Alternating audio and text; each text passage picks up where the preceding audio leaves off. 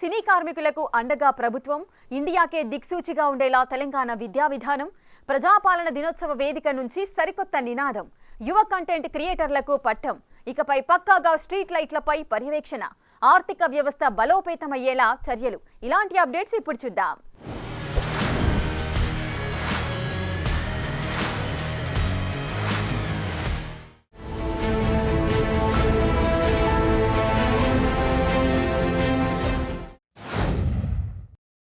చలనచిత్ర పరిశ్రమ అభివృద్ధి చెందాలన్న లక్ష్యంతో హైదరాబాద్ను హాలీవుడ్ స్థాయికి తీసుకెళ్లడానికి ప్రయత్నం చేస్తున్నామని సీఎం రేవంత్ రెడ్డి అన్నారు. ఫిల్మ్ ఇండస్ట్రీ అభివృద్ధి కోసం శ్రమిస్తున్న కార్మికులు తమ సమస్యలపై చర్చించుకుని ఏం కావాలో ప్రభుత్వానికి తెలియజేయాలన్నారు. ఇండస్ట్రీ ఎంప్లాయీస్ ఫెడరేషన్ ప్రతినిధులు, సభ్యులు జూబ్లీహిల్స్ నివాసంలో సీఎంతో సమావేశమయ్యారు. ఇటీవల నిర్మాతలతో జరిగిన సమావేశంలో సినిమా కార్మికులను విస్మరించవద్దని చెప్పిన విషయాన్ని ఈ సందర్భంగా గుర్తు చేశారు. సినిమా కార్మికుల్లో నైపుణ్యాలను పెంచేందుకు సహకరించాల్సిందిగా నిర్మాతలను కోరారు. అన్ని భాషల సినిమాలు తెలంగాణలో షూటింగ్ జరిగేలా అందరూ సహకరించాలని, ఈ విషయంలో ముఖ్యంగా చిన్న సినిమా నిర్మాతలకు సహకరించాలని చెప్పారు. సినిమా కార్మికుల తరపున నిర్మాతలతో ప్రభుత్వం చర్చలు జరుపుతుందని భరోసా ఇచ్చారు. అంతకుముందు 10 ఏళ్ల పాటు సినిమా రంగంలో అవార్డులివ్వని అంశాన్ని ఈ సందర్భంగా గుర్తుకు చేస్తూ తమ ప్రభుత్వం సినీ కళాకారులకు గద్దర్ అవార్డులను బహుకరించిన విషయాన్ని వివరించారు. అదే క్రమంలో సినిమా కార్మికులకు ఆరోగ్య బీమా అందించే ప్రయత్నం చేస్తామని చెప్పారు. క్షేత్రస్థాయి పరిస్థితులు, అధ్యయనం, భవిష్యత్ అవసరాలకు తగినట్లు రూపొందించి తెలంగాణ విద్యా విధానం భారతదేశ విద్యా విధానానికి దిక్సూచిలా ఉండాలని సీఎం రేవంత్ రెడ్డి చెప్పారు. తెలంగాణలో విద్యారంగాన్ని సమూల ప్రక్షాళన చేయాలని నిర్ణయించుకున్నట్లు తెలిపారు. తెలంగాణ విద్యా విధానం నివేదిక రూపకల్పనపై రాష్ట్ర సచివాలయంలో విద్యావేత్తలు, నిపుణులతో ఈ నెల 17న సమావేశమయ్యారు. కొత్త విద్యా విధానం రూపకల్పనలో పరిగణలోకి తీసుకోవాల్సిన పలు అంశాలను ఈ సందర్భంగా వివరించారు.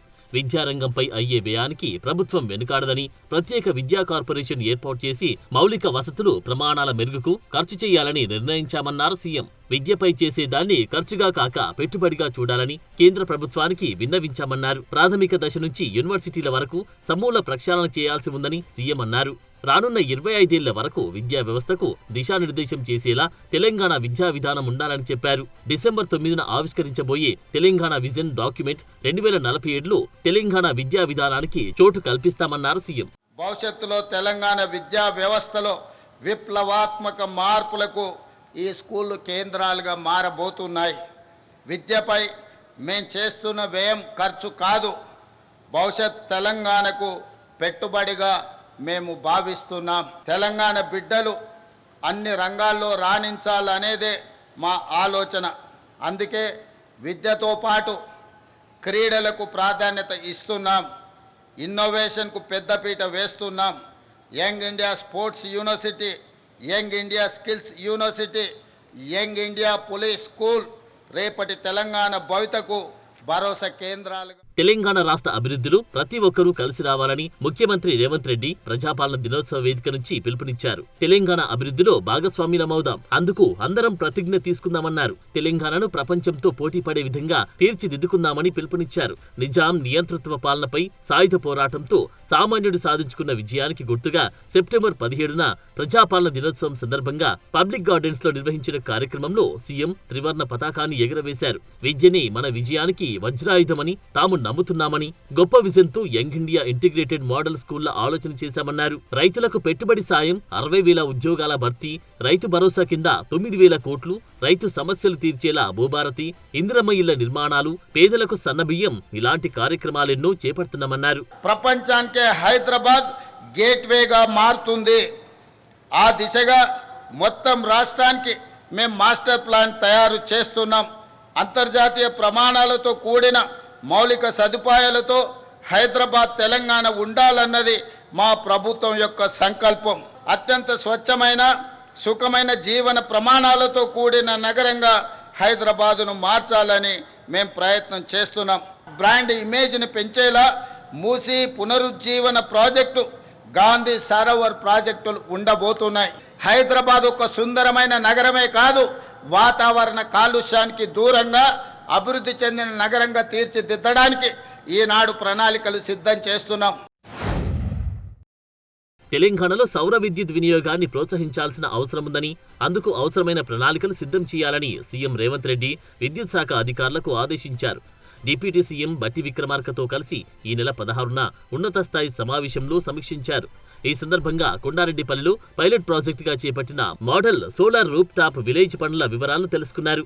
ఇందిరా సోలార్, గిరి జల వికాసం ద్వారా రైతులకు సోలార్ పంప్ సెట్లను అందించాలన్నారు. రాష్ట్రంలోని ప్రభుత్వ పాఠశాలలు, భవనాలకు సోలార్ పవర్ ఏర్పాటు చేయాలన్నారు. మరోవైపు రాష్ట్రంలో విద్యుత్ పంపిణీ వ్యవస్థలకు సంబంధించి ప్రస్తుతమున్న 2 డిస్కంలను 3 డిస్కంలుగా పునర్విభజన చేయాలని సీఎం ఆదేశించారు.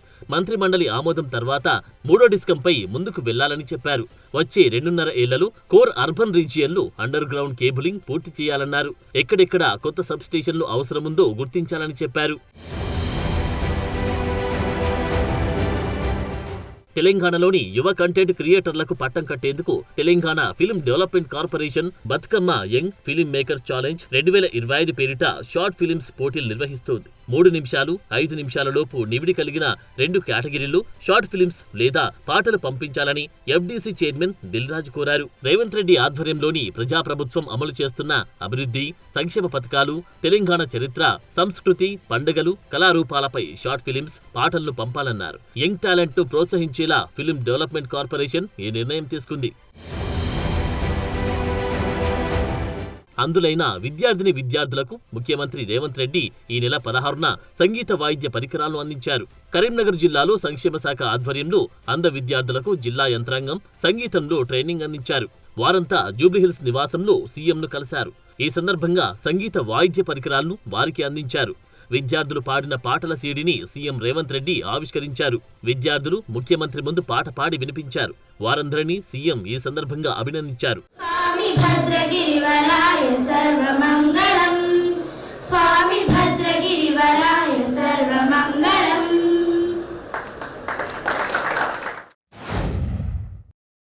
రాష్ట్రమంతా ఎల్ఈడీ స్ట్రీట్ లైట్లపై పక్కాగా పర్యవేక్షణ ఉండాలని సీఎం రేవంత్ రెడ్డి అధికారులను ఆదేశించారు.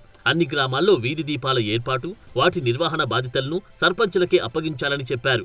గ్రామాల్లో అవసరమైనన్ని కొత్త ఎల్ఈడీ లైట్లను అమర్చడంతో పాటు వాటిని సమర్థంగా నిర్వహించే అధికారం గ్రామ పంచాయతీల పరిధిలోనే ఉండాలన్నారు. పంచాయతీరాజ్, మున్సిపల్, జీహెచ్ఎంసీ విభాగాలకు సంబంధించి ఇంటిగ్రేటెడ్ కమాండ్ కంట్రోల్ సెంటర్లో ఈ నెల 15న చేసిన రివ్యూలో సీఎం ఆదేశాలిచ్చారు. రాత్రిపూట ఎల్ఈడీ లైట్లు పనిచేయడంతో పాటు పగటిపూట దుర్వినియోగం కాకుండా పర్యవేక్షణ ఉండాలన్నారు. రాష్ట్రంలోని అన్ని గ్రామాల పరిధిలో 16.16 లక్షల ఎల్ఈడీ లైట్లు ఉన్నాయని, రాష్ట్రంలోని అన్ని ఎల్ఈడీ లైట్లను హైదరాబాద్లోని కమాండ్ కంట్రోల్ సెంటర్తో లింక్ చేయాలని సీఎం ఆదేశించారు.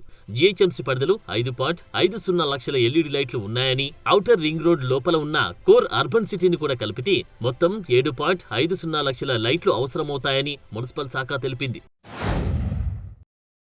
రాష్ట్ర ఆర్థిక వ్యవస్థను బలోపేతం చేసే దిశగా ప్రభుత్వం అడుగులు వేస్తోంది. కాంగ్రెస్ ఎన్నికల సమయంలో ప్రజలకిచ్చిన హామీలను అమలు చేయాలంటే నిధులు అవసరం. దీంతో ఆదాయ వనరులను పెంచుకొని రాష్ట్ర ఆర్థిక వ్యవస్థను మరింత పటిష్టం చేసేందుకు చర్యలు ప్రారంభించింది. ఆదాయ వనరుల సమీకరణ లక్ష్యాలపై ఇటీవలే కేబినెట్ సబ్ కమిటీ సమావేశమైంది. ప్రస్తుతమున్న ఆదాయాన్ని మరింతగా పెంచేందుకు హైదరాబాద్ సమీపంలో ఉన్న జిల్లాలు పారిశ్రామికాభివృద్ధితో పాటు టూరిజాన్ని అభివృద్ధి చేసేందుకు రెడీ అవుతుంది. ఔటర్ రింగ్ రోడ్ లోపల ఉన్న కాలుష్యకారక పరిశ్రమల తరలింపునకు ప్రభుత్వం విధి విధానాలు రూపొందించే పనిలో ఉంది.